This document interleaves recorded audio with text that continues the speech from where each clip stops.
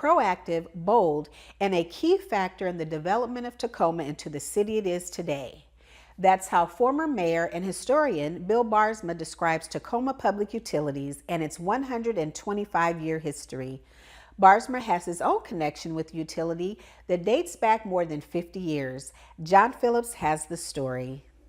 That the city was, and the country was experiencing a depression during that period. But despite that, the citizens floated bonds to purchase that utility from Charles Wright. As a former mayor, professor, and now board president of the Tacoma Historical Society, Bill Baarsma has an impeccable knack for recalling milestones that made Tacoma great. When it comes to TPU, Baarsma was part of it in 1964 as an assistant public information officer. That's him posing for one of the utility's publications. The actual being there at that time was really pretty exciting. He was there when the utility was building its third and largest hydroelectric project on the Cowlitz River.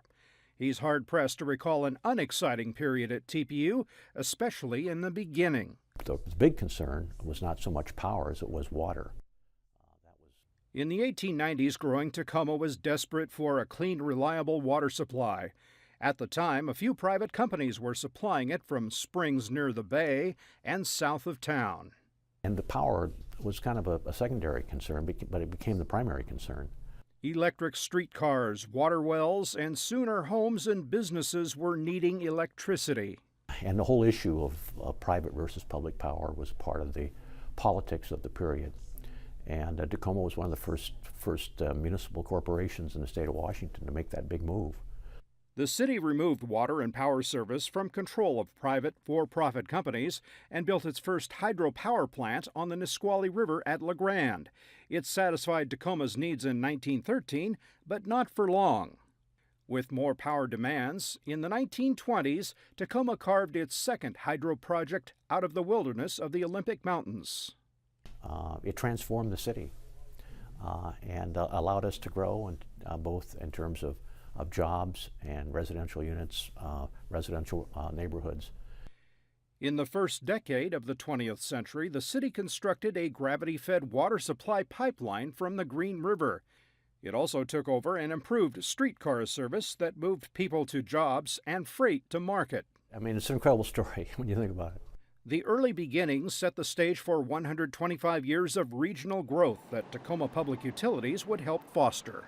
The actual construction and operation of 7 hydroelectric dams on 4 rivers, just one city of 200,000 people. That pipeline that comes from the Green River and the second pipeline, incredible operation.